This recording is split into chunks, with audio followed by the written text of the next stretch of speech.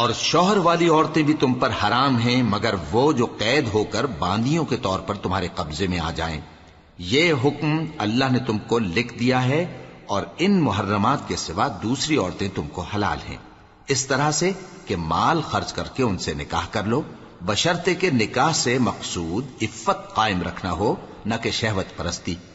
تو جن عورتوں سے تم لطف اندوز ہوئے ان کا مہر جو مقرر کیا ہو ادا کر دو، اور اگر مقرر کرنے کے بعد آپس کی رضامندی سے مہر میں کمی بیشی کر لو تو تم پر کچھ گناہ نہیں۔ بے شک اللہ سب کچھ جاننے والا ہے، حکمت والا ہے۔ اور جو شخص تم میں سے مومن آزاد عورتوں سے نکاح کرنے کا مقدور نہ رکھے تو مومن باندیوں ہی سے جو تمہارے قبضے میں آ گئی ہوں نکاح کر لے، اور اللہ تمہارے ایمان کو اچھی طرح جانتا ہے۔ تم آپس میں ایک دوسرے کے ہم جنس ہو، پھر ان لونڈیوں کے ساتھ ان کے مالکوں سے اجازت حاصل کر کے نکاح کر لو،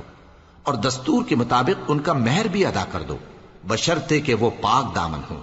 نہ ایسی کہ کھلم کھلا بدکاری کریں اور نہ درپردہ دوستی کرنا چاہیں۔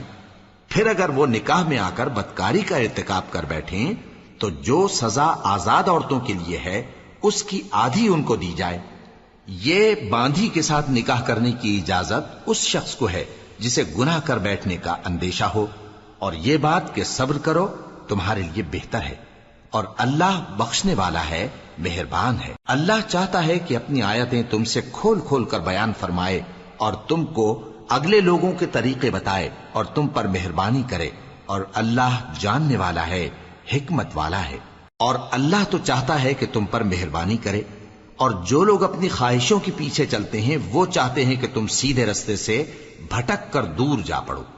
اللہ چاہتا ہے کہ تم پر سے بوجھ ہلکا کرے، اور انسان طبعاً کمزور پیدا ہوا ہے۔ مومنوں، ایک دوسرے کا مال ناحق نہ کھاؤ، ہاں اگر آپس کی رضامندی سے تجارت کا لین دین ہو اور اس سے مالی فائدہ حاصل ہو جائے تو وہ جائز ہے، اور اپنے آپ کو ہلاک نہ کرو،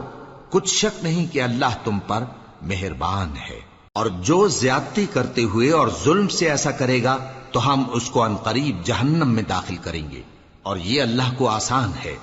اگر تم بڑے بڑے گناہوں سے جن سے تم کو منع کیا جاتا ہے پرہیز کرو گے تو ہم تمہارے چھوٹے چھوٹے گناہ معاف کر دیں گے اور تمہیں عزت کے مکانوں میں داخل کریں گے۔ اور جس چیز میں اللہ نے تم میں سے بعض کو بعض پر فضیلت دی ہے اس کی تمنا مت کرو۔ مردوں کو ان کاموں کا ثواب ہے جو انہوں نے کیے، اور عورتوں کو ان کاموں کا ثواب ہے جو انہوں نے کیے، اور اللہ سے اس کا فضل و کرم مانگتے رہو، کچھ شک نہیں کہ اللہ ہر چیز سے واقف ہے۔ اور جو مال ماں باپ اور رشتہ دار چھوڑ مریں تو حقداروں میں تقسیم کر دو کہ ہم نے ہر ایک کے حقدار مقرر کر دیے ہیں، اور جن لوگوں سے تم عہد کر چکے ہو ان کو بھی ان کا حصہ دو، بے شک اللہ ہر چیز پر نگراں ہے۔ مرد عورتوں پر حاکم ہیں، اس لیے کہ اللہ نے بعض کو بعض سے افضل بنایا ہے، اور اس لیے بھی کہ مرد اپنا مال خرچ کرتے ہیں۔ تو جو نیک بیویاں ہیں وہ فرمانبردار ہوتی ہیں، اور ان کے پیٹھ پیچھے اللہ کی حفاظت میں مال و آبرو کی خبرداری کرتی ہیں۔ اور جن عورتوں کی نسبت تمہیں معلوم ہو کہ سرکشی اور بدخوئی کرنے لگی ہیں تو پہلے ان کو زبانی سمجھاؤ، اگر نہ سمجھیں تو پھر ان کے ساتھ سونا ترک کر دو۔ اگر اس پر بھی باز نہ آئیں تو زد و کوب کرو، پھر اگر تمہارا کہنا مان لیں تو پھر ان کو ایذا دینے کا کوئی بہانہ مت ڈھونڈو، بے شک اللہ بہت اونچا ہے، بڑا ہے۔ اور اگر تم لوگوں کو معلوم ہو کہ میاں بیوی میں ان بن ہے تو ایک منصف مرد کے خاندان میں سے اور ایک منصف عورت کے خاندان میں سے مقرر کرو، وہ اگر صلح کرا دینی چاہیں گے تو اللہ ان میں موافقت پیدا کر دے گا۔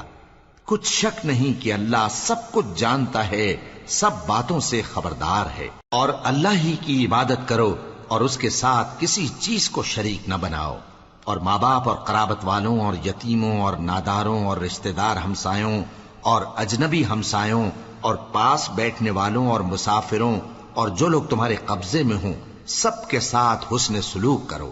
بے شک اللہ تکبر کرنے والے، بڑائی مارنے والے کو دوست نہیں رکھتا۔ جو خود بھی بخل کریں اور لوگوں کو بھی بخل سکھائیں، اور جو مال اللہ نے ان کو اپنے فضل سے عطا فرمایا ہے اسے چھپا چھپا کے رکھیں، اور ہم نے کافروں کے لیے ذلت کا عذاب تیار کر رکھا ہے۔ اور جو خرچ بھی کریں تو اللہ کے لیے نہیں بلکہ لوگوں کے دکھانے کو، اور ایمان نہ اللہ پر لائیں نہ روز آخر پر، اور جس کا ساتھی شیطان ہوا تو کچھ شک نہیں کہ وہ برا ساتھی ہے۔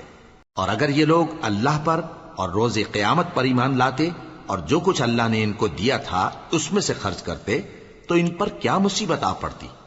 اور اللہ ان کو خوب جانتا ہے۔ اللہ کسی کی ذرہ بر بھی حق تلفی نہیں کرتا، اور اگر کسی نے نیکی کی ہوگی تو اس کو کئی گنا کر دے گا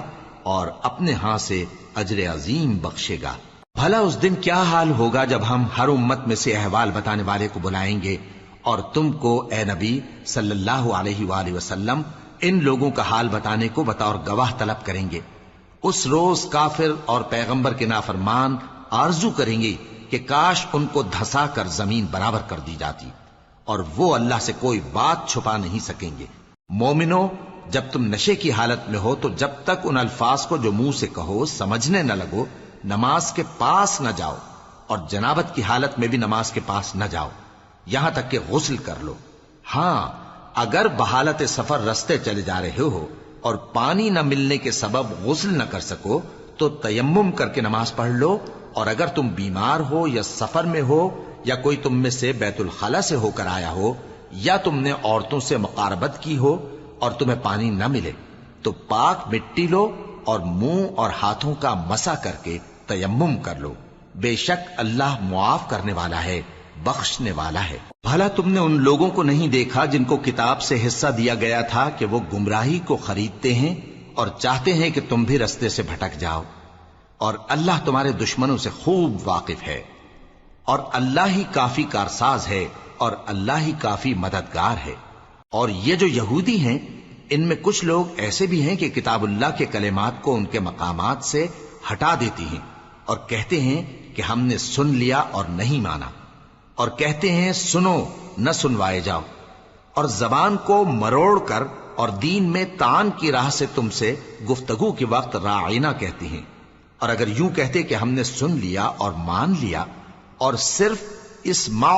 اور راعینا کی جگہ انظر نہ کہتے تو ان کے حق میں بہتر ہوتا اور بات بھی بہت درست ہوتی،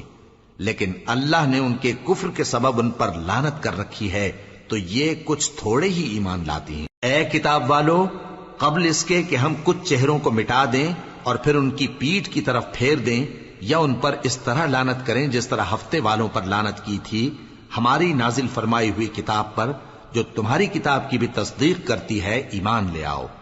اور اللہ نے جو حکم فرمایا سو سمجھ لو کہ ہو چکا۔ اللہ اس گناہ کو نہیں بخشے گا کہ کسی کو اس کا شریک بنایا جائے، اور اس کے سوا اور گناہ جس کو چاہے معاف کر دے، اور جس نے اللہ کا شریک مقرر کیا اس نے بڑا بہتان باندھا۔